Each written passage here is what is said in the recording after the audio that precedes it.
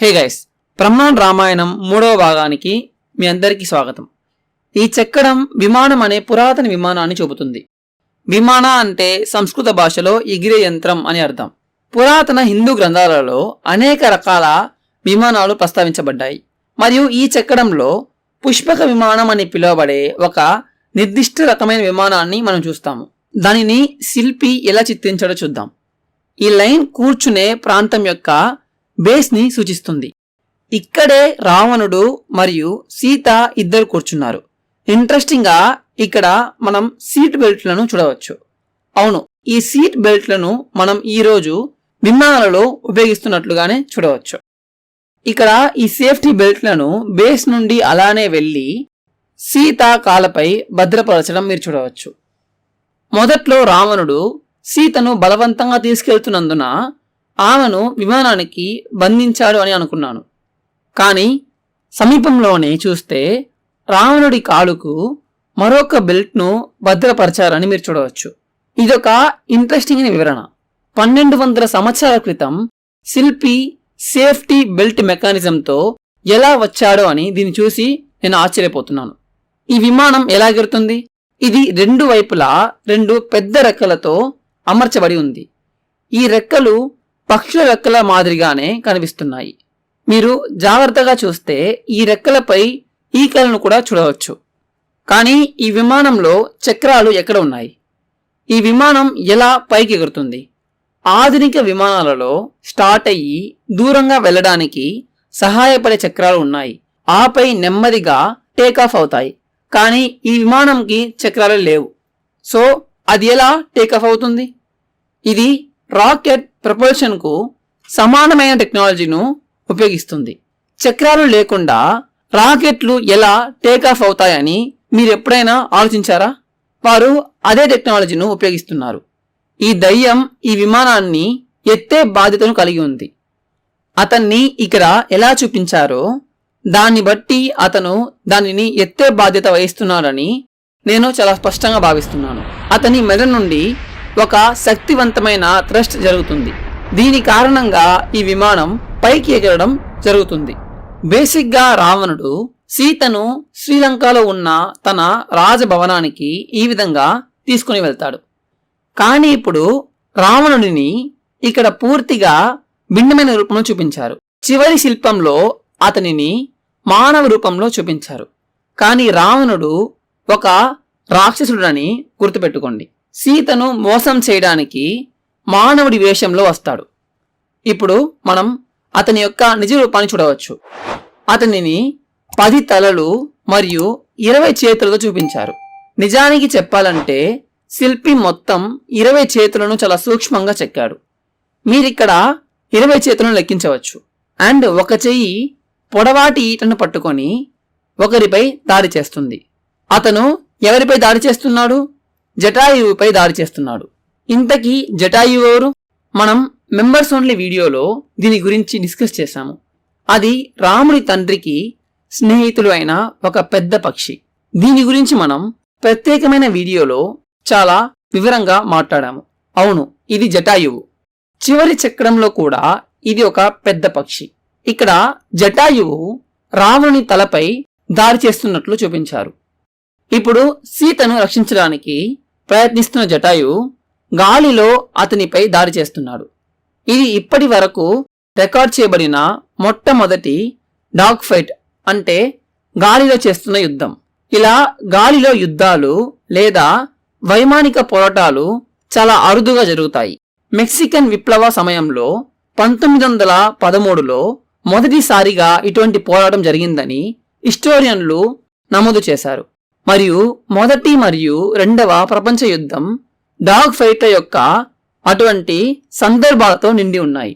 అయినప్పటికీ ప్రాచీన భారతీయ గ్రంథాలలో ఇటువంటి వైమానిక పోరాటాలను 1000 సంవత్సరాల క్రితం ప్రస్తావించారు. బహుశా 1200 సంవత్సరాల క్రితం ఇక్కడ ప్రంబనంలో అత్యంత పురాతనమైన డాగ్ ఫైట్ చెక్కబడి ఉండవచ్చు. కాబట్టి ఎవరు గెలిచారు? జటాయువు తీవ్రంగా గాయపడినందున రావణుడు విజయం సాధించాడు. కానీ అతను నేల మీద పడే ముందు ఏదో ఒక ముఖ్యమైన పని చేస్తాడు. జాగ్రత్తగా చూడండి. సీత తన ఉంగరాన్ని జటాయువుకి ఇస్తుంది. అతను దానిని లాక్కుంటున్నాడు. అతను రాముడి యొక్క చేతిలో చిక్కుకుపోతున్నప్పటికీ సీత అపహరణకు సంబంధించిన రుజువు సాక్ష్యాలను పొందుతాడు. రాముడు మరియు లక్ష్మణుడు వేటయాత్ర నుండి తిరిగి వచ్చినప్పుడు వారు సీత కనిపించడం లేదని తెలుసుకుంటారు. వారిద్దరూ ఆమె కోసం చాలా చోట్ల వెతుకుతారు. ఆమెకు ఏం జరిగిందో అని ఆశ్చర్యపోతారు. కానీ సీత ఉంగరాన్ని ఇచ్చిన జటాయువును చూసి రావణుడు ఆమెను లంకకు ఎలా తీసుకెళ్లాడో చెప్తారు. మీరు అతని నోటిలో సీత ఉంగరాన్ని చూడవచ్చు. జటాయువు మరణం యొక్క అంచున ఉన్నాడు. కానీ రాముడికి తెలియజేయడానికి అతని తన ప్రాణాలను వదలకుండా పట్టుకున్నాడు. కాబట్టి అతను రాముడి భార్యను రక్షించగలిగాడు. ఇంట్రెస్టింగ్ అయిన విషయం ఏంటంటే జటాయువు యొక్క చింద్రవందరగా ఉన్న ఈకలు చెక్కబడ్డాయి. అతని తలను చూడండి, అది స్మూత్ గా లేదు. ఇది పక్షి యొక్క గాయాన్ని చూపుతుంది. ఇది జరిగిన కొద్దిసేపటికే పక్షి చనిపోతుంది. మీరు రాముడి ముఖంలో విచారాన్ని చూడవచ్చు. జటాయువు చనిపోయినప్పుడు రాముడు బిగ్గరగా కేకలు వేయడం ప్రారంభించాడు. కానీ తన భార్యను అపహరించారని అతను పూర్తిగా హృదయ విదారకంగా ఉన్నాడు. ఇప్పుడు ఏం చేస్తాడు? అతను ఆమెను ఎలా రక్షిస్తాడు? మరీ ముఖ్యంగా అతను సీత ఆచూకీని ఎలా కనిపెడతాడు? ఇక్కడ రాముడు మరియు లక్ష్మణుడు సీత కోసం వెతుకుతూ అడవిలో తిరగడాన్ని మనం చూడవచ్చు. వారు కబంధ అనే పేరును కలిగిన ఈ రాక్షసుడిని ఎదుర్కొంటారు. కబంధ చాలా ప్రత్యేకమైన రాక్షసుడు. ఎందుకంటే అతనికి ఒక ముఖం మాత్రమే కాదు, అతని సాధారణ ముఖం మెడ పైన ఉంది. కానీ అతని కడుపుపై మరొక ముఖం ఉంది చూడండి. అండ్ ఇప్పుడు రాముడు బాణం వదులుతాడు. చూడండి, అటువైపు బాణం యొక్క తల ఎలా బయటికి వచ్చిందో. ఈ బాణపు తల అతని శరీరం గుండా గుచ్చుకొని మరొక వైపు బయటకు వచ్చింది. అయితే రాముడు ఎక్కడ గురిపెట్టాడు? అతను తన హృదయాన్ని లక్ష్యంగా చేసుకున్నాడు. అండ్ పురాతన నిర్మాణదారులు ఇక్కడ ఒక అద్భుతమైన వివరణను ఉంచారు. వారు బాణం యొక్క లైన్లో కొంచెం ఉబ్బెతను చెక్కారు. బాణం గుచ్చుకుంటే శరీరం ఎలా ఉబ్బిపోతుందో అలా. ఇది దయ్యానికి చాలా బాధాకరమైనది. ఎందుకంటే దాని కళ్ళ నుండి కన్నీళ్లు రావడాన్ని మీరు చూడవచ్చు. పైన మాత్రమే కాదు, కింద ఉన్న ముఖంలో కూడా కన్నీళ్లు వస్తున్నాయి చూడండి. ఇప్పుడు రాముడిలో దాగి ఉన్న ఉపచేతన హింసను మీరు గ్రహించారా? ముందున్న శిల్పాలలో సీత ఉన్నంత వరకు రాముడు ఎప్పుడూ శత్రువులను చంపలేదు. రాముడు వారికి కోలుకోవడానికి ఎల్లప్పుడూ అవకాశం ఇస్తూనే ఉంటాడు. ముందున్న చక్రంలో విరాధ అనే మరొక రాక్షసుడు వారిపై దాడి చేశాడు. అప్పుడు రాముడు అతను తన హృదయాన్ని లక్ష్యంగా చేసుకోలేదు. సీత పక్కనే ఉన్నప్పుడు రాముడు తక్కువ హింసాత్మకంగా ప్రవర్తిస్తాడు. మరొక క్లాసిక్ స్టోరీ ఏంటంటే సిల్వెస్టర్ స్టెలోన్ రాసిన రాకీలో మిక్కీ దానిని ఉమెన్ వీకెన్ లెగ్స్ అని సంక్షిప్తంగా సంగ్రహించాడు మరియు పోరాటంలో గెలవడానికి తన అమ్మాయికి దూరంగా ఉండమని రాకీకి చెప్పాడు. కాని ఇప్పుడు సీత అక్కడ లేదు. కాబట్టి రాముడు మరింత హింసాత్మకంగా మారాడు. అతను బాణాన్ని నేరుగా రాక్షసుడి హృదయంలోకి వేశాడు. రాముడు ఇప్పుడు ఈట మరియు బాకు ఆయుధాలతో ఎడమవైపున నిలబడి ఉన్న మరొక ఇద్దరు వ్యక్తులను ఎలా సేకరించాడో గమనించండి. రామ అంటే ఇక నుంచి తనను ఎదుర్కొన్న అందరినీ చంపి తన భార్యను తిరిగి పొందాలనుకుంటాడు. కాని ఏం చేయలేడు. ఈ రాక్షసుడి వెనుక కమలం నుండి ఒక ఆసక్తికరమైన వ్యక్తి ఉద్భవించడాన్ని మీరు చూడవచ్చు. అతను ఎవరు? ఇదే రాక్షసుడి యొక్క అసలు రూపం. అతను కూడా గంధర్వుడే. ఈ రాక్షసుడి శరీరంలో చిక్కుకున్న ఒక డెమిగాడ్. రాముడు రాక్షసుడిని చంపిన తర్వాత అసలు రూపం బయటపడి రాముడికి కృతజ్ఞతలు తెలియజేస్తుంది. విరాధ అనే రాక్షసుడు గుర్తున్నాడా? అతని ఫ్యాషన్ థీమ్ ఏంటి? అతను పూర్తిగా పుర్రెలతో అలంకరించబడ్డాడు. ఇది గుర్తుందా మీకు? ఇప్పుడు ఈ దయ్యాన్ని చూడండి. అతని థీమ్ ఏంటి? పాములు. అవును, అతని నెక్లెస్ కూడా పాముతో తయారు చేయబడింది. అతని చెవి పోగుల నుండి చిన్న పాము పిల్లలు పడిపోయినట్లు చూపించారు. మరియు అతని తలపై కూడా ఈ వివరాలు చెరిగిపోయినప్పటికీ నాగుపాము పడగ ఉంది చూడండి. కానీ ఆ రాక్షసుడి శరీరం నుంచి మరో 2 పాములు బయటకు వస్తున్నాయి చూడండి. అవి ఏం చేస్తున్నాయి? అవి రాముడితో పోరాడుతున్నాయి. అవి అతనిని కొరికి ఓడించడానికి ప్రయత్నిస్తున్నాయి. ఈ పాము బాగానే ఉంది, కానీ దీని చూడండి, ఇది ఏం చేస్తుంది? రాముడిపై దృష్టి పెట్టకుండా పరధ్యానంలో పడి నేల వైపు చూస్తుంది. ఎందుకంటే నేలపై ఒక కప్ప ఉంది చూడండి. ఈ పాము నిజమైన ఆహార ప్రియుడు. ఇది తినడానికి ఇష్టపడుతుంది మరియు భీకర పోరాటంలో కూడా తినడం గురించి ఆలోచిస్తుంది. అండ్ ఈ కప్పను చూడండి, పాము యొక్క మూర్ఖత్వాన్ని చూసి నవ్వుతుందా? కబంద తన ఛాతీపై అప్పటికే ప్రాణాంతకరమైన బాణం తగిలి చనిపోతోందని ఈ పాము గ్రహించలేదు. అంటే త్వరలో తనతో పాటు ఈ పాములు కూడా చనిపోతాయని ఈ పాము చనిపోతూ ఆహారం గురించి ఆలోచిస్తుందని అర్థం. అందుకే ఈ కప్ప నవ్వుతుంది. పురాతన నిర్మాణదారులు 1200 సంవత్సరాల క్రితం ఇటువంటి తీవ్రమైన సన్నివేశంలో కూడా కామెడీని చొప్పించారు. దయ్యం మరియు అతని ఉపకరణాలు తెలివి తక్కువని మనకు చెప్పారు. సరే, ఇక్కడ రాముడు మొసలిని చంపే వింత శిల్పం ఉంది చూడండి. మరియు దీనిని విశ్లేషించడం వల్ల రామాయణం యొక్క ప్రజెంట్ ఫ్లో నుండి బయటపడవచ్చు. సో దీన్ని నేను మెంబర్స్ ఓన్లీ వీడియోలో వివరించాను. నేను ఆ వీడియోను ఆల్రెడీ పోస్ట్ చేశాను. ఆ లింక్ డిస్క్రిప్షన్ అండ్ పిన్నెడ్ కామెంట్ లో కూడా ఉంది. ఒకసారి వెళ్ళి చెక్ చేయండి. ఇది మా కమ్యూనిటీలో ఇన్సైడ్ యాక్సెస్ చేసుకున్న వాళ్ళకి లభిస్తుంది. అండ్ ఈ చెక్కడంలో డీప్ డైవ్ చేయాలనుకునే వ్యక్తుల కోసం మాత్రమే. కమ్యూనిటీలో చేరండి అండ్ అప్పుడే డీప్ డైవ్ వీడియోలను మీరు పొందగలరు. సరే, కంటిన్యూ చేద్దాం. ఇక్కడే వానర దేశంలో సోదరులు సంచరిస్తున్నందున హనుమంతుడు, అదే వానర దేవుడు, చివరకు రాముడు మరియు లక్ష్మణులతో మాట్లాడడానికి వచ్చాడు. హనుమంతుడు తనకు ఇష్టమైన ఆహారాన్ని బహుమతిగా తెచ్చాడు. దాన్ని రాముడి ముందు ఉంచారు. హనుమంతునికి ఇష్టమైన ఆహారం ఏంటి? అదే లడ్డు, రౌండ్గా ఉన్న ఒక స్వీట్ డెసర్ట్. ఈ డెసర్ట్తో నిండిన 2 ప్లేట్లని మనం చూడవచ్చు. హనుమంతుడు ఆత్రంగా వారిద్దరితో సంభాషిస్తున్నాడు. ఇక్కడ అతను మాట్లాడుతున్నాడని తెరిచి ఉన్న అతని నోరును చూస్తే మనకు అర్థమవుతుంది. ఇక్కడ ఇతని బాడీ లాంగ్వేజ్ చూడండి. హనుమంతుడు నేలపై కూర్చొని చేతులను ముడుచుకొని గౌరవ సూచకంగా ఆత్రంగా రాముని చూస్తున్నాడు. అయితే రాముడు మరియు అతని సిబ్బంది అతనితో సంభాషణలో పాల్గొనడానికి ఇష్టపడడం లేదు. వారు దూరంగా నిలబడి చూస్తున్నారు. వారు హనుమంతునితో మాట్లాడడానికి కూడా ఇంట్రెస్ట్ చూపించినట్లు కనిపిస్తుంది. ఎందుకలా? రాముడు సీతను విమోచించడంలో నిమగ్నమై ఉన్నాడు. అతను దేని ద్వారా పరధ్యానంలో ఉండాలి అనుకోవడం లేదు. అయితే హనుమంతుడికి ఏం కావాలి? నెక్స్ట్ చక్రంలో హనుమంతుడు మరియు అతని స్నేహితుడు రాముడును మరియు అతని సిబ్బందిని వానర రాజును కలవడానికి తీసుకెళ్లడం మనం చూడవచ్చు. మీరు జాగ్రత్తగా చూస్తే ఈ కోత్ర శరీరం వెంట్రుకలు మీకు కనిపిస్తాయి. మీరు వారి కాళ్ళు మరియు చేతులపై మాత్రమే కాకుండా వారి తలపై జుట్టు ఎలా పైకి వచ్చిందో మీరు చూడవచ్చు. వారి తలపైన కొద్దిగా ఎత్తుగా ఉన్న చిన్న కుచ్చు జుట్టు ఉంది చూడండి. ఇండోనేషియాలో ఉన్న కోతలను మెకాక్స్ అని పిలుస్తారు. ఇవి కూడా ఎగ్జాక్ట్గా ఇదే వివరణను కలిగి ఉన్నందున ఇది చాలా ఇంట్రెస్టింగ్గా ఉంది. వారి తలపై కూడా చిన్న వెంట్రుకలు ఉన్నాయి చూడండి. ఈ వానరుల శరీర నిర్మాణ శాస్త్రాన్ని పరిశీలించడానికి శిల్పి కొంత సమయం స్పెండ్ చేసి ఉండాలి. మళ్ళీ మీరు వానరుల ముఖాల్లో ఉత్సాహాన్ని చూడవచ్చు. కానీ రాముడు మరియు లక్ష్మణులు పేలవమైన వ్యక్తీకరణతో నీరసంగా కనిపిస్తారు.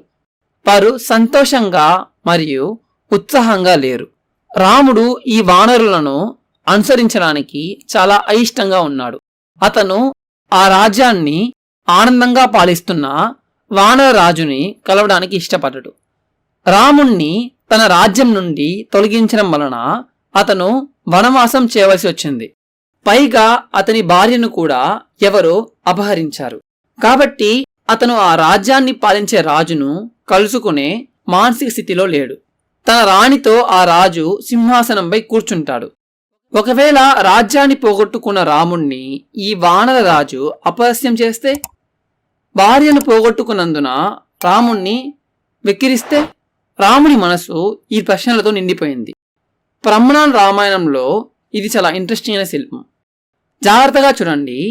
ఇక్కడ ఏం జరుగుతుందో మీరు నాకు చెప్పగలరా? రాముడు అడవిలో నడిచి అలసిపోయాడు. దాంతో చచ్చిపోతున్నా త్రాగడానికి కొంచెం నీరు తెమ్మని లక్ష్మణునికి చెప్తాడు. గుర్తుంచుకోండి, వారు అడవిలో ఉన్నారు కాబట్టి వారు నీటి సీసలు లేదా తోలుబాణ సంచులను ఉపయోగిస్తారు. ఇక్కడ నీటిని తీసుకురావడానికి లక్ష్మణుడు ట్యూబర్ను తీసుకెళ్తున్నట్లు మీరు చూడవచ్చు. లక్ష్మణుడు ఒక స్పష్టమైన ప్రవహించే చిన్న నీటి ప్రవాహాన్ని కనుగొంటాడు. అది చూస్తుంటే చెట్టు కొమ్మ నుండి వస్తున్నట్లు అనిపిస్తుంది. లక్ష్మణుడు తనకు అంతులేని నీటి సరఫరా దొరికినందున సంతోషించి సీసలో నింపుకొని రాముడి వద్దకు తిరిగి వెళ్తాడు. ఈ చక్రం యొక్క అందం ఏంటంటే, మీరు ఎడమవైపున కూడా అదే చక్రాన్ని ఉపయోగించవచ్చు. ఈసారి పూర్తిగా భిన్నంగా అర్థం చేసుకోవచ్చు. లక్ష్మణుడు రాముడికి ఫీవర్ నిండుగా నీళ్ళిస్తున్నాడు. రాముడు దానిని తాగి తన తల పట్టుకుంటాడు. ఎందుకంటే ఆ నీళ్లు చాలా ఉప్పుగా ఉంటాయి. అవి అసలు త్రాగడానికి సరైనవి కావు. ఇప్పుడు నీళ్లు ఎందుకు అలా ఉప్పుగా ఉంటాయి? ఎందుకంటే రాముడు తాగినది నీరు కాదు, వానరాజు యొక్క కన్నీళ్లు. ఈ నీటి వనరుపైన చూడండి. మీరు చెట్టు మీద కూర్చొని చిన్నపిల్లల ఏడుస్తున్న కోతల రాజును చూడవచ్చు. పిల్లవాడిలా ఏడుస్తూ చెంపల మీద చేతులు వేసుకొని ఏడుస్తూ శిల్పి అతడిని ఎంత చక్కగా చెక్కాడో చూడండి. వానరాజుకు అంతులేని కన్నీటి సరఫరా ఉంది. అది నదిలా ప్రవహిస్తుంది. అండ్ లక్ష్మణుడు దానిని నది ప్రవాహం అని తప్పుగా భావించాడు. ఈ రాజు పేరు సుగ్రీవుడు. ఇప్పుడు ఈ విషయం తెలుసుకున్న రాముడు వానరాజును కలుస్తాడు. వెంటనే వారిద్దరి మధ్య స్నేహం ఏర్పడుతుంది. ఎందుకంటే రాముడిలాగే వానరాజు కూడా తన సోదరి చేతిలో రాజ్యాన్ని కోల్పోతాడు. రాముడిలాగే సుగ్రీవుడు కూడా వనవాసం చేయాల్సి వస్తుంది. మరీ ముఖ్యంగా రాముడికి జరిగినట్లే అతని భార్య కూడా అపహరణకు గురైంది. మీరు చాలా సాధారణ విషయాలను పంచుకున్నప్పుడు ఏం జరుగుతుంది? మీరు ఉత్తమ స్నేహితులు అవుతారు కదా. మొదట్లో రాముడు వానరాజును కలవడానికి హనుమంతుని వెనుక వెళ్తున్నప్పుడు రాజు తన లోపాలన్నిటినీ చూసి తనని చిన్నచూపు చూస్తాడేమోనని ఆందోళన చెందాడు. కాని ఇప్పుడు సుగ్రీవుడు కూడా తనలాంటి బాధనే అనుభవిస్తున్నాడని రాముడు ఆశ్చర్యపోతాడు. సో అతను అతనికి సహాయం చేస్తానని ప్రతిజ్ఞ చేస్తాడు. మరియు వానరరాజు రాముడి పాదాల వద్ద గౌరవంగా కూర్చున్నట్లు చూపబడింది. ఇప్పుడు చెట్టు నుండి నీటిని సేకరిస్తున్న లక్ష్మణుడి దగ్గర ఉన్న ఈ అందమైన చిన్న జంతువును చూడండి. దాని పెద్ద కళ్ళు మరియు చిన్న చెవులను చూడండి. ఇది మీకు టార్సియర్స్ ను గుర్తు చేస్తుందా? అవును, ఇది ఒక పిగ్మీ టార్సియర్. వాళ్ళు ఈ జంతువు యొక్క ప్యూపిల్ ని ఎలా వివరించాలో చూడండి. టార్సియర్ యొక్క ప్రతి ఐబాల్ దాని మెదడు అంత పెద్దదిగా ఉంటుందని మీకు తెలుసా? కానీ వారు ఈ జంతువును ఇక్కడ ఎందుకు చెక్కారు? ఈ టార్సియర్స్ భారతదేశానికి చెందినవా? కాదు, అవి భారతదేశంలో ఉన్న స్థానిక జాతి కావు. కానీ ఈ జంతువు ఇండోనేషియాకు చెందిన స్థానిక జాతి.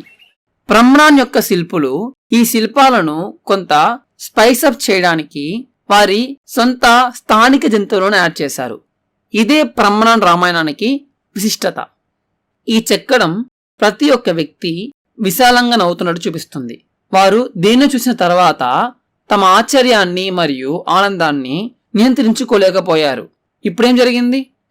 కోతిరాజు ఎందుకు చెట్ల కొమ్మలను చూస్తూ ఆనందంతో నవ్వుతున్నాడు?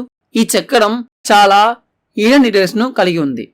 వానరరాజు సుగ్రీవుడిని వనవాసానికి బలవంతం చేసింది ఎవరు? సుగ్రీవుని భార్యను అతని నుండి దూరం చేసింది ఎవరు? మరెవరో కాదు, అతని సొంత సోదరుడు వాలి. అసమానమైన శారీరక బలం ఉన్న మరొక కోతి. సుగ్రీవుడు రాముణ్ణి గౌరవిస్తాడు.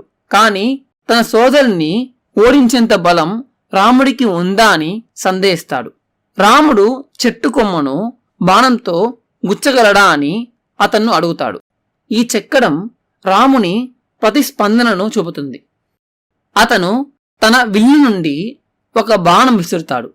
అది వరుసగా 7 చెట్లను గుచ్చుకుంటుంది. శిల్పి తాటి చెట్ల పరంపరను చూపించాడు. మీరు జాగ్రత్తగా చూస్తే చెట్ల నుండి బాణం వెళ్తున్నట్లు కనిపిస్తుంది. బాణం యొక్క నాక్ అండ్ ఫ్లెక్సింగ్ చూడండి. బాణం యొక్క తోక చివర మొదటి చెట్టు వద్ద చూపబడింది. సుగ్రీవుడు రాముడు అటువంటి ఘనతను ఎలా సాధించాడో పరిశీలిస్తున్నాడు మరియు వెనుకకు తిరిగి రాముని చూసి నవ్వుతున్నాడు. ఇక్కడ ఉన్న ఒక ఉడత ఆత్రంగా చెట్టు కొమ్మను ఎక్కుతున్నట్లు చూపించారు. ఈ బాణం తాటి చెట్లకు ఎలా గుచ్చుకుందో పరిశీలిస్తుంది. ఫర్ ఎగ్జాంపుల్, మనం సూదితో గుడ్డను ఎలా కుడతామో అలా. భారతదేశంలో మరొక అద్భుతమైన శిల్పం ఉంది. ఇది హొయసలేశ్వర ఆలయంలో చెక్కబడింది. ఇది కూడా అదే దృశ్యాన్ని చూపుతుంది. రాముడు 7 చెట్ల మీదుగా బాణం వేస్తాడు. ఆర్కియాలజిస్టు దీనిని శిల్పకళలో అద్భుతంగా పరిగణిస్తారు. కానీ బ్రహ్మనాన్ దగ్గర ఉన్న ఈ చెక్కడం ఎవరు గమనించని విచిత్రమైన వివరాలను కలిగి ఉంది. ఒక పక్షి కుడివైపుకు చాలా దిగువన నిలబడి అవిశ్వాసంతో బాణం వైపు చూస్తున్నట్లు చూపబడింది. అది ఏ పక్షి? అది ఒక వడ్రంగి పిట్ట. అవును, వడ్రంగి పిట్ట. ఇది తన ముక్కుతో ఏదైనా చెట్టు కొమ్మను డ్రిల్ చేయడంలో ఎక్స్పర్ట్. కానీ ఇప్పుడు ఆ వడ్రంగి పిట్ట చాలా ఆశ్చర్యపోయి, రాముడు ఇంత తేలిగ్గా ఎలా చేశాడు? చెక్కను డ్రిల్లింగ్ చేయడంలో నేను కదా మాస్టర్. కానీ అతను నాకంటే మెరుగైనవాడు. అతను 1 సెకండ్లో 7 చెట్ల కొమ్మలను డ్రిల్లింగ్ చేశాడు. ఎంత ఆలోచన విధానం కదా. నేను వడ్రంగి పిట్ట గురించి మాట్లాడడం లేదు, దీన్ని చెక్కిన శిల్పి గురించి మాట్లాడుతున్నాను. ఈ వడ్రంగి పిట్టను చెక్కిన వ్యక్తి క్రేజీ అంతర్దృష్టిని కలిగి ఉన్నాడు. ఎవరు దీనిని గమనించలేరు కదా. ఇది రాముడిపై అసూయపడే వడ్రంగి పిట్ట అని బహుశా మిలియన్లో ఒకరు గ్రహించుంటారు. ఇది పురాతన శిల్పాల అందం, అందుకే వీటిని కాపాడుకోవాలి. మన దగ్గర ఉన్నది కేవలం చెక్కడం మాత్రమే కాదు, ఒక పురాతన శిల్పి యొక్క మనసులోకి మనం అంతర్దృష్టిని పొందుతాము. ఇక్కడ రాముడి ముఖం ఎలా నాశనమైందో చూడండి. దీన్ని ఉద్దేశపూర్వకంగానే చేశారు, అందుకే చాలా విచారంగా ఉంది. ఈ శిల్పాలను ఎలాంటి సిచ్యువేషన్లోనైనా మనం రక్షించుకోవాలి. ఇది మనకు ఆశ్చర్యాన్ని కలిగిస్తుంది. రాముడు తన భార్యను కోల్పోయిన తర్వాత మొదటిసారిగా నవ్వుతున్నాడా? అటువంటి ఘనతను సాధించడానికి తన శక్తినంతా ఉపయోగించి అతను గుసగుసలాడుతున్నాడా? అతని ముఖం చూడడానికి ఎలా ఉండేదో మనం ఊహించగలం. కానీ మిగిలిన ముఖాలు స్వచ్ఛమైన ఆనందాన్ని చూపుతున్నాయి. రాముడు తన సోదరుణ్ణి ఓడించగలడనే నమ్మకం చివరికి సుగ్రీవునికి కలుగుతుంది. ఇక్కడ హనుమంతుడు తన దంతాలన్నింటినీ చూపిస్తూ బిగ్గరగా ఊపిరి పీల్చుకోవడం చూపబడింది. రాముడి యొక్క సోదరుణ్ణి మరియు అతని సహాయకుడిని కూడా అలాంటిదేమీ చూడనందున విశాలంగా నవ్వుతూ చూపించారు. రాజ్యం నుండి వెలివేసిన వానర రాజు అయిన సుగ్రీవునికి మరియు అతని సోదరుడైన వాలికి మధ్య యుద్ధం ప్రారంభమైనట్లు ఇక్కడ మనం చూడవచ్చు. వారిద్దరూ వారి కాళ్లను ఒకదానితో ఒకటి ముడివేసుకొని కుస్తీలు పడుతూ ఉన్నారు. రాముడు సుగ్రీవునికి సహాయం చేస్తానని హామీ ఇచ్చిన తర్వాత సుగ్రీవుడు వెళ్లి అతనితో యుద్ధం చేయమని వాలికి సవాలు చేస్తాడు. అన్నదమ్ములిద్దరూ కుస్తీలు పడుతూ ఉంటారు. అయితే వారిద్దరూ పోట్లాడుకుంటుండగా రాముడు బాక్సింగ్ గేమును చూస్తున్నట్లుగా చూస్తున్నాడని సుగ్రీవుడు ఆశ్చర్యపోతాడు. ఇంకా ఘోరంగా ఏంటంటే రాముడు సుగ్రీవుడికి సహాయం చేయడానికి బదులుగా తన సోదరుడితో పోరాడే వివరాలను చర్చిస్తూ కనిపిస్తున్నాడని అనుకుంటాడు. వాలి చాలా బలవంతుడు. తన శరీరానికి అనేక కోతలు మరియు గాయాలతో బాధపడుతున్న సుగ్రీవుడిని స్పష్టంగా ఓడించాడు. తన ఓటమిని అంగీకరించిన సుగ్రీవ ఇప్పుడు తన ప్రాణాలను కాపాడుకోవడానికి పరుగులు తీస్తున్నాడు. సుగ్రీవుడు కోపంతో నేరుగా రాముడి దగ్గరికి వచ్చి రాముడు తనకు ఎందుకు సహాయం చేయలేదని అడుగుతాడు. రాముడు అబద్ధాలు చెప్పాడని, తనకు సహాయం చేస్తానన్న మాటను నిలబెట్టుకోలేదని ఆరోపిస్తాడు. ఇప్పుడు అన్నదమ్ముళ్ళు పోట్లాడుతుంటే రాముడు ఎందుకు అడ్డుకోలేదు? సుగ్రీవుడికి ఎందుకు సహాయం చేయలేదు? ఈ చక్రంలోనే సమాధానం ఉంది. జాగ్రత్తగా చూడండి. ఈ చక్రంలో ఎవరున్నారో మీరు చెప్పగలరా? ఇందులో వాలి ఎవరో సుగ్రీవుడి ఎవరో మీరు గుర్తించగలరా? లేదు. వీరిద్దరూ వేరువేరుగా కనిపించేలా చెక్కలేదు. ఇక్కడ వారిద్దరిని ఒకేలా అంటే కవలలుగా చెక్కారు. రాముడికి అదే కన్ఫ్యూషన్ అయింది. వారిద్దరిలో సుగ్రీవుడి ఎవరని కనిపెట్టలేకపోయాడు. పొరపాటున కూడా సుగ్రీవుని చంపాలని అనుకోలేదు. అతను తన సోదరుడితో సాధారణంగా చర్చించడం లేదు. నిజానికి చెప్పాలంటే వారిద్దరిలో తమ స్నేహితుడు ఎవరు, శత్రువు ఎవరు అని గుర్తించడానికి వారు ప్రయత్నిస్తున్నారు. సుగ్రీవుడు రాముణ్ణి నమ్ముతున్నాడని చెప్పి వాలితో మరొక్కసారి యుద్ధానికి వెళ్తాడు.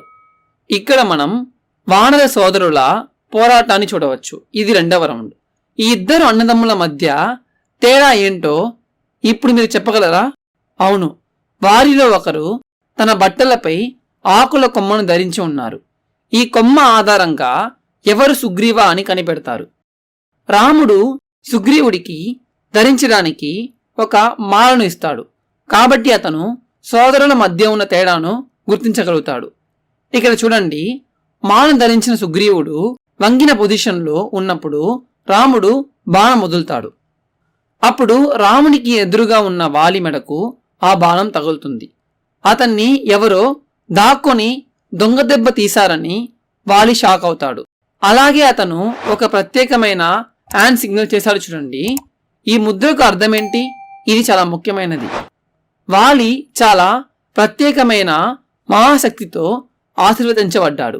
ఎవరైతే ముఖాముఖిగా వచ్చి అతనితో పోరాడుతారో వాలి వారి బలంలో సగం బలాన్ని పొంది అతని బలానికి జోడించుకుంటాడు. గుర్తుంచుకోండి, వాలి అసాధారణమైన శారీరక బలం కలిగిన చాలా శక్తివంతమైన రాజు. అతను శత్రుశక్తిలో సగం తీసుకొని తన స్వంత బలానికి జోడించుకుంటాడు. అండ్ వాలి రాముడి నుండి బాణం తగిలిన తర్వాత రాముని కోసం వెతుకుతున్నాడు. ఎందుకంటే అతను రాముడి ముఖం చూస్తే అతను తన బలాన్ని మరింత పెంచుకోవచ్చని. కానీ రాముడు మరియు వాలి మధ్య ఒక చెట్టు ఎలా ఉందో గమనించండి. రాముడు వాలిని చూడగలిగాడు, కానీ వాలి రాముణ్ణి చూడలేకపోయాడు. వాలి యొక్క మహాశక్తి గురించి రాముడికి తెలుసు. కాబట్టి అతను ఒక చెట్టు వెనుక దాక్కొని దొంగదాడికి పాల్పడ్డాడు. ఇంకా ఇంట్రెస్టింగ్ అయిన విషయం ఏంటంటే రాముడికి ఒక స్పాటర్ హెల్ప్ చేస్తాడు. ఆధునిక యుద్ధంలో ఒక స్నైపర్ సాధారణంగా తన టార్గెట్ గురించి ఖచ్చితమైన ఇన్ఫర్మేషన్ అందించే ఒక స్పాటర్ను కలిగి ఉంటాడు. గుర్తుందా మీకు? మొదటి యుద్ధంలో రాముడు తన శత్రువు ఎవరో గుర్తించలేకపోయాడు. అందుకే ఈసారి ఆకుల దండను ఇచ్చి రాముని ముందు కూర్చొని సుగ్రీవుని చూపిస్తూ ఒక స్పాటర్ను కూడా నియమించుకున్నాడు. రాముడికి ఆ మాల వేసుకున్నవాడు సుగ్రీవుడు, అతను కొట్టవద్దు అని చెప్తాడు. అప్పుడే రాముడు వాలి మెడలో కొట్టగలుగుతాడు. వాలి దాదాపు సుగ్రీవుణ్ణి చంపినట్లుగా ఈ చక్రంలో కనిపిస్తుంది. అతన్ని గట్టిగా పట్టుకొని లాక్ చేసిన పొజిషన్లో ఉంచుతాడు. సుగ్రీవుడు ఊపిరి పీల్చుకోలేకపోతున్నాడని తెలుస్తుంది. అతను ఒక గుడ్డ ముక్కను అంటే ఒక టవల్ను కూడా విసిరినట్లుగా చూపించారు కదా. బాక్సింగ్లో ఓటమిని అంగీకరించడానికి టవల్ను విసరడం మీరు చూస్తారు. ఇక్కడ సుగ్రీవ టవల్ విసిరి రాజీనామా చేసేందుకు సిద్ధంగా ఉన్నాడు. రాముడు కూడా సరైన సమయంలో వాలిని కొట్టి సుగ్రీవుడిని రక్షించాడు మరియు వాలి మరణిస్తాడు. రాముడు చెట్టు వెనుక దాక్కొని వాలిని చంపడం సరైనదా అని హిందూ ఎక్స్పర్ట్స్ మరియు సామాన్యులు ఇప్పటికీ చర్చించుకుంటున్నారు. అంతెందుకు, రాముడు మరియు వాలి ఒకరికొకరు తెలియదు కూడా. వాలి రాముడికి హాని చేయలేదు, కాబట్టి రాముడు ర్యాండమ్గా ఒక స్ట్రేంజర్ని ఎలా చంపుతాడు? స్ట్రేంజర్ని చంపాలని నిర్ణయించుకున్నా కూడా రాముడు ముఖాముఖిగా నిలబడి వాలిని ఎందుకు ఓడించలేదు? రాముడు ఇంత నీతిమంతుడైతే ఇంత పిరికి పందానికి ఎలా పూనుకుంటాడు? రాముడు మానవుడని, వాలి కేవలం జంతువు, వానర లేదా కోతి అని కొందరు వాదించారు. యుద్ధం యొక్క నైతిక నియమాలు ఇక్కడ వర్తించవు.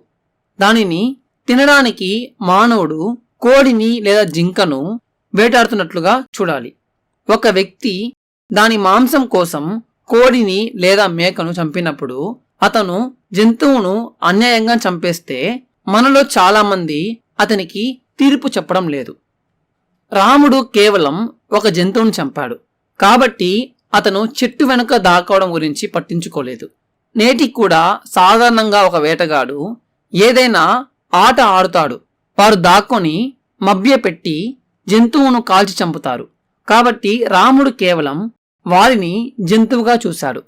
ఎటువంటి అపరాధం లేదా అనుబంధం లేకుండా అతన్ని చంపాడు. కానీ ఇది ఒక ముఖ్యమైన ప్రశ్నను లేవనెత్తుతుంది. వాలి ఒక జంతువు మరియు ఉపమానవుడైతే మరి అతని సోదరుడు సుగ్రీవుడి గురించేంటి? అతను కూడా ఒక జంతువే. కాబట్టి రాముడు కేవలం జంతువుకు సహాయం చేయడానికి ఈ బాధలన్నీ ఎందుకు అనుభవించాడు? అలాగే రాముడు హనుమంతుడిని ఎందుకు ఎంతో ప్రేమగా ఆప్యాయతగా చూస్తున్నాడు? అంతెందుకు, హనుమంతుడు కూడా మరో కోతి కదా. నిజానికి రాముడు వానరులందరినీ ఎంతో ప్రేమగా ఆప్యాయంగా చూసుకున్నాడు. అందుకే రాముడు వాలిని చంపాలి అనుకోలేదు. ఎందుకంటే అతను ఒక జంతువు. వాలిని చంపడానికి అతనికి సరైన కారణం ఉంది. అతను అతనిని ఎప్పుడూ కలవలేదు. వాలి తన సోదరుడి భార్యను అపహరించి ఆమెను తన సొంత భార్యగా బలవంతం చేశాడు. ఇది చాలా అనైతిక చర్య. అన్ని పురాతన గ్రంథాలు తమ్ముడి భార్యను బలవంతంగా తీసుకోవడం ఈ చర్యను ఖండిస్తున్నాయి. అందుకే రాముడు వాలిని చంపుతాడు. అతను అలాంటి అనైతిక చర్యను సహించలేకపోయాడు మరియు సుగ్రీవుడు తన భార్యను తిరిగి పొందడంలో సహాయం చేయాలనుకున్నాడు. నిజానికి రాముడు చాలా గొప్ప పని చేస్తున్నాడు. అతను అనైతిక జీవిని ఓడించి అజ్ఞాతవాసంలో ఉన్న రాజుకు సహాయం చేశాడు. అతని రాజ్యాన్ని మరియు అతని భార్యను అతను తిరిగి పొందాడు. అయితే ఇక్కడ ప్రశ్న ఏంటంటే, సుగ్రీవుడు ఇప్పుడు రాముడికి తన భార్యను తిరిగి పొందేందుకు సహాయం చేస్తాడా? ఇక్కడ సుగ్రీవుడు వానరులందరికీ రాజుగా సింహాసనాన్ని అధిష్ఠించడాన్ని మీరు చూడవచ్చు. అతను ఎత్తైన సింహాసనంపై కూర్చోవడం మీరు చూడవచ్చు. ఈ సింహాసనం వెనుక భాగాన్ని చూడండి. అది విస్తృతమైన అలంకారాన్ని కలిగి ఉంది. అతను ఎక్కడున్నాడు? అతను ఒక రాజభవనంలో ఉన్నాడు. అతని పైన ఉన్న రూఫ్ను చూడండి. ముందున్న చెక్కడం కంటే ఈ చెక్కడంలో అతని బాడీ లాంగ్వేజ్లో కొన్ని మార్పులు వచ్చాయి చూడండి. మొదట్లో తీవ్రమైన దెబ్బ తగిలి వంగిపై తన చేతిలో ఉన్న టవల్ను విసిరి పారిపోయే స్థితిలో ఉండేవాడు. ఇప్పుడు స్ట్రైట్గా గంభీరంగా కూర్చొని ఒక చేతిని తొడపై పెట్టుకొని ఉన్నాడు. ఇది సూపర్ కాన్ఫిడెన్స్కి సంకేతం. అందుకే ఆపద సమయంలో నీకు సహాయం చేసే రాముడు లాంటి మంచి మిత్రుడు కావాలి. అతని పక్కనే అతని సోదరుడు అపహరించిన అతని భార్య రూమా ఉంది. వారిప్పుడు రాజు మరియు రాణి అయ్యారు మరియు అద్భుతమైన జీవితాన్ని గడుపుతున్నారు. వారిద్దరి తలల వెనుక ఉన్న హ్యాలను చూడండి. సుగ్రీవుడు రాజ్యంలోని ముఖ్యమైన వానరులందరినీ వచ్చి తనతో కలవమని ఆదేశించాడు. వారందరూ అతని ముందు కూర్చున్నారు. వారిలో కొందరిని క్షమాపణలు చెప్పే ముఖాలతో చూపించారు. ఎందుకంటే వారు అతని ప్రత్యర్థి వాలి కింద పనిచేశారు. అయితే సుగ్రీవుడు అందరితో రాజీపడి వానరులందరూ కలిసి పని చేయాలని అందరినీ ఒప్పించి అతనిని తమ రాజుగా అంగీకరించాలని చెప్తాడు. ఈ మధ్యలో మీరు ఒక ఫ్యాన్సీ అయిన రౌండ్ టేబుల్ను చూడవచ్చు. దానిపై చాలా బ్యాగ్స్ చూడవచ్చు. ఈ బ్యాగ్స్ నిండా బంగారు నాణాలు ఉన్నాయి. కొత్త రాజు దేశంలోని ముఖ్యమైన వ్యక్తులను డబ్బు ఇచ్చి కొంటాడు. అయితే డబ్బు వల్ల మాత్రమే వారు సంతోషంగా ఉంటారా? పైన మీరు వైన్ జార్స్ను చూడవచ్చు. 1200 సంవత్సరాల క్రితం కూడా రాజకీయ నాయకులు ఎలా ఉండేవారో మనం చూడవచ్చు. వీరంతా ఇతర రాజకీయ నాయకులు, వ్యాపారవేత్తలు, పలుకుబడి ఉన్న వ్యక్తులతో మమేకమై డబ్బు, అధికారం, మద్యంతో వారిని కట్టడి చేస్తున్నారు. ఈ వైన్ జార్స్ల పక్కనే ఒక కోతి డైరెక్ట్గా జార్ను చూపిస్తూ వెనక్కి తిరిగి మరొక కోతిని వైన్ కావాలా అని అడుగుతుంది చూడండి. ఈ 2 కోతుల మధ్య ఒక కోతి గర్వంగా నిలబడి రాజు ఇచ్చిన కొత్త పట్టు వస్త్రాలను చూపిస్తుంది. అతనిలో ఏదో ఫన్నీగా ఉంది. ఎందుకంటే అతను తన బంగారు చెవిపోగులను చూపిస్తున్నాడు. అవి పొడవుగా ఉన్నాయి మరియు అతని చెవిలో పైభాగానికి పించేయబడ్డాయి. అతను తాగి ఉన్నాడా?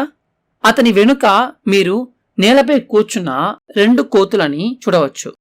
వారి చేతుల నిండా బహుమతులు ఉన్నాయి. వాటిలో ఒక కోతి లోతు లేని ఒక ప్లేట్ను పట్టుకొని ఉంది. అది బంగారు కడ్డీతో నిండి ఉంది. దాని వెనుక ఉన్న మరో కోతి బంగారు నాణాలతో నిండిన పెద్ద పొడవైన బుట్టను పట్టుకొని ఉంది. వారందరూ చిరునవ్వులు చిందిస్తూ కొత్తగా పట్టాభిషేకం చేసిన రాజుకు విధేయులుగా మారారు. పైన సీలింగ్ చుట్టూ తిరుగుతున్న ఒక చిన్న ఎలుకను మీరు చూడవచ్చు. రాజభవనం నిండుగా ఆహారంతో నిండి ఉందనడానికి ఇది సంకేతం. అండ్ లాస్ట్లో కోపంగా ఉన్న కోతిని చూడవచ్చు. దాని చేతిలో ఏం లేదు చూడండి. ఇక్కడ రాజు ప్రతి ఒక్కరిని సాటిస్ఫై చేయలేడు అని మరియు కొంతమంది అసమ్మతివాదులు మరియు భ్రమలు లేని వ్యక్తులు ఎల్లప్పుడూ ఉంటారని మనం ఇక్కడ అర్థం చేసుకున్నాము. పురాతన శిల్పులకు రాజకీయాల గురించి ఎంత మంచి ఆలోచన ఉందో దీన్ని చూస్తే తెలుస్తుంది. ఈరోజు సగటు మానవుడి కంటే విషయాలు ఎలా పనిచేస్తాయో వారు అర్థం చేసుకున్నట్లు అనిపిస్తుంది. వారు కేవలం ఒక శిల్పంతో అపారమైన భూమిని కవర్ చేశారు. కొన్ని చిన్న దశలో అధికారాన్ని ఎలా చేజిక్కించుకోవాలో చెప్పే మాస్టర్ క్లాస్ ఇది. ఇక్కడ రాముడు మరియు లక్ష్మణుడు మధ్యలో ఉన్నారు. వారి ఇరువైపులా 2 కోతులు ఉన్నాయి చూడండి. కుడివైపు వానరాజు సుగ్రీవుడు, ఎడమవైపు ఎవరైనా తమను అనుసరిస్తున్నారా అని భుజాల మీదుగా చూస్తున్న హనుమంతుడు. ఈ నలుగురు అత్యంత రహస్యంగా సమావేశం కానున్నారు. వారు దేని గురించి మాట్లాడుకుంటున్నారు? సుగ్రీవుడు తన గురించి మర్చిపోయాడా అని అనుమానం రావడంతో రాముడు ఈ రహస్య సమావేశాన్ని ఏర్పాటు చేశాడు. రాజుగా తన పనిలో బిజీగా ఉన్నందున వారు చెట్ల కింద నిలబడడం వలన వారు అవుట్డోర్లో ఉన్నారని తెలుస్తుంది. మరియు రామ ఇండోర్ లొకేషన్ని చూపుతున్నాడు కాబట్టి వారి మాటలు ఎవరు వినలేరు. రాముడు చూపిస్తున్న దాన్ని మనం చూస్తే పైకప్పు ఉన్న ఇల్లు కనిపిస్తుంది. ఇది మూసి ఉన్న సమావేశాన్ని సూచిస్తుంది. ఏకాంత ప్రదేశానికి ప్రతీకగా 2 వైపులా చెట్లు ఎలా ఉన్నాయో గమనించండి. హనుమంతుడు ఎడమ వైపున కూర్చొని ఉన్నాడు. అతను చాలా దిగువ స్థాయిలో ఉన్నట్లు చూపించారు మరియు చేతులు ముడుచుకొని నలుగురిలో అత్యంత తక్కువ వ్యక్తిగా చూపబడ్డాడు. లక్ష్మణుడు నమస్తే పొజిషన్లో ఎడమవైపు నుండి 3వ స్థానంలో కూర్చున్నట్లు చూపబడింది. ఆశ్చర్యకరంగా ఇక్కడ 2వ ఇన్ఫీరియర్ వ్యక్తిగా చూపబడింది. అతను సుగ్రీవుని చూస్తూ అతనికి గౌరవంగా నమస్కారం చేస్తున్నాడు. సంఘటనల యొక్క శక్తివంతమైన మలుపు ఏంటంటే మానవుడు వానరాన్ని తన ఉన్నత అధికారిగా గౌరవించాడు. ఎందుకంటే అతనిప్పుడు రాజు అయ్యాడు మరియు అపరిమితి వానరులను కూడా కలిగి ఉన్నారు. మరోవైపు వానర రాజు అయిన సుగ్రీవుడు ఆత్మవిశ్వాసాన్ని, గర్వాన్ని తెలిపే భంగిమలో తన 2 చేతులను కాళ్లపై పెట్టుకొని నిటారుగా కూర్చున్నాడు. కుడివైపున 2వ స్థానంలో చెక్కబడిన రాముడు తన కుడి చేతిని దిండుపై ఆనించి కూర్చున్నట్లు చూపబడింది. సుగ్రీవునిలో మార్పులను గమనించి దేనిలోనూ పడని సైద్ధాంతిక బుద్ధికి ఇది సంకేతం. ఆ సమావేశంలో ఏం చర్చించారు? దాని ఫలితం ఏమిటి? ఏదో చెడు జరిగి ఉండాలి. ఎందుకంటే నెక్స్ట్ శిల్పంలో సుగ్రీవ ప్రవర్తనలో మార్పును చూడవచ్చు. మనం అతనిని మోకాళ్ళపై విధేయ స్థితిలో తన చేతులను ముందు ఉంచినట్టు చూడవచ్చు. రాముడు ఇప్పుడు ఆయనే రాజు అన్నట్లు హాయిగా ఎదురుగా కూర్చున్నట్టు ఉంది. రాముడి వెనుక మీరు సుగ్రీవుని అందమైన భార్య రూమను ఇతర రాజు స్త్రీలతో చూడవచ్చు. శిల్పి రాముడి పక్కనే సుగ్రీవుని భార్యను ఎందుకు చెక్కాడు? మీరు దీనిని వివరించగలరా? మళ్ళీ ప్రతి బొమ్మ చెక్కబడిన ఎత్తును చూడండి. ఈ చెక్కడంలో కుడివైపున రాముడు మరియు లక్ష్మణుడు పైభాగంలో కూర్చున్నాడు. సుగ్రీవుడు మరియు ఇతర వానరులు వారి సామాజిక స్థితిని సూచిస్తూ వారి కంటే తక్కువ స్థాయిలో కూర్చున్నారు. మళ్ళీ సమావేశంలో ఏదో పెద్ద సంఘటన జరిగి ఉండాలి. ఎందుకంటే నమ్మకంగా ఉన్న వానరరాజు ఇప్పుడు తన స్థానాన్ని అర్థం చేసుకున్నాడు. తనతో పాటు బలమైన కోతుల గుంపును కూడా తీసుకొచ్చాడు. ఎందుకు? ఇప్పుడు సుగ్రీవుడు సీత ఆచూకీ కోసం ఈ వానరులను వివిధ దిశలలో పంపుతాడు. ఇక్కడ ఒక కోతిని వానరరాజు వెనుక కూర్చొని సంభాషణను శ్రద్ధగా వింటున్నట్లు చూపించారు. ఇతనే హనుమంతుడు. రాముడికి ఎలాగైనా సహాయం చేయాలనుకుంటున్నాడు. ఇతర కోతులు అయితే పరధ్యానంలో ఉన్నట్లు మరియు తమలో తాము మాట్లాడుకుంటూ కబుర్లు చెప్పుకుంటున్నారు. ఇది రామాయణంలో ఒక పాపులర్ థీమ్. ఇక్కడ కోతులను తక్కువ శ్రద్ధతో ఉన్న జీవులుగా చూపించారు. వారు చాలా ఈజీగా పరధ్యానంలో ఉంటారు మరియు ఎక్కువ సమయం విషయాలపై దృష్టి పెట్టలేరు. అయితే హనుమంతుడు వానరులలో ఒక రత్నం మరియు సీతను కనిపెట్టడంలో నరకయాతన పడతాడు. కుడివైపున హనుమంతుడు ఒక ఇంటి పై ఫ్లోర్లో ఉన్న రూమ్స్ను వెతుకుతున్నట్లు మీరు చూడవచ్చు. హనుమంతుడు అక్కడ సీతను ఎవరైనా దాచి ఉంచారా అని చూస్తున్నాడు. కొందరు మహిళలు అతన్ని చూసి ఆ చొరబాటుదారుడిపై అరుపులు కేకలు వేస్తున్నారు. హనుమంతుడు ఇప్పుడు ఎక్కడ ఉన్నాడు? ఈ చెక్కడం మనకు లొకేషన్ చూపిస్తుంది. మనం ఇంతకు ముందు చూసిన ప్రదేశాలలా కాకుండా ఈ ప్రదేశం అసాధారణంగా చెక్కబడింది. ఈ గ్రౌండ్ ఫ్లోర్లో బంగారంతో నిండిన ఒక పెద్ద పెట్టె మనకు కనిపిస్తుంది. దానికి పక్కన డైమండ్స్, రూబీస్ అండ్ ఎమరాల్డ్స్ నిండిన ఒక పెద్ద జార్ మనకు కనిపిస్తుంది. ఈ జార్ వెనుక మీరు మరిన్ని జార్స్ను పేర్చడం మరియు తీగలతో కట్టివేయడం చూడవచ్చు. అవన్నీ బంగారం మరియు వజ్రాలతో నిండి ఉన్నాయి.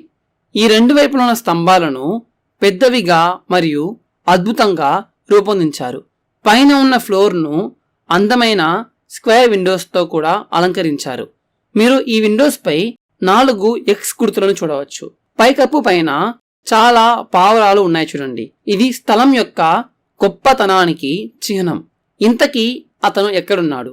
అతను ఆ సమయంలో బంగారంతో నిండిన అత్యంత ధనిక దేశమైన లంకలో ఉన్నాడు. హనుమంతుడు లంకలో ఉన్నాడని కన్ఫర్మ్ చేసుకోవడానికి శిల్పి మరో వివరణను కూడా ఇక్కడ జోడించాడు. ఈ ఇద్దరు స్త్రీలు అతనిపై అరుస్తున్నట్లు చూపించారు చూడండి. ఇంతకీ వాళ్ళు మనుషులేనా? కాదు. వారి నోటి నుండి కోరలు ఎలా బయటకు వచ్చాయి చూడండి. వారు అధిక బరువును మరియు రాక్షస కళ్ళను కలిగి ఉన్నారు చూడండి. వారు రాక్షసులే అని మీరు ఇంకా నమ్మకపోతే వారి ఎడమ వైపున ఉన్న ఈ అందమైన మహిళలతో పోల్చి చూడండి. ఎడమ వైపున ఉన్న ఈ ఇద్దరు అందమైన సాధారణ స్త్రీలని మరియు కుడివైపున ఉన్న వీరు వేరువేరు శారీరక లక్షణాలను కలిగిన రాక్షసులని స్పష్టంగా తెలుస్తుంది. హమ్మయ్య! ఇంతకు ముందు చెక్కిన శిల్పంలో రాముడి పక్కనే సుగ్రీవుని రాజస్త్రీలను శిల్పి ఎందుకు చెక్కాడో ఇప్పుడు మీకు అర్థమై ఉంటుంది. కాబట్టి మీరు స్త్రీలను మరియు రాక్షసులను పోల్చి చూడగలరు. మరియు హనుమంతుడు ఇప్పుడు రాక్షసుల భూమి అయిన లంకకు చేరుకున్నాడని అర్థం చేసుకోవచ్చు. సరే, ఇప్పుడు మనం బ్రహ్మనాన్ రామాయణం యొక్క 3వ భాగాన్ని కవర్ చేశాము. శ్రీలంకలో నెక్స్ట్ ఏం జరుగుతుందో అది చాలా ఇంట్రెస్టింగ్గా ఉంటుంది. దాన్ని మనం 4వ భాగంలో చూద్దాం. నేను ప్రవీణ్ మోహన్. చూసినందుకు చాలా థ్యాంక్స్. సబ్స్క్రైబ్ చేసుకోవడం మర్చిపోవద్దు. మరియు నేను త్వరలో మీతో మాట్లాడతాను. బాయ్.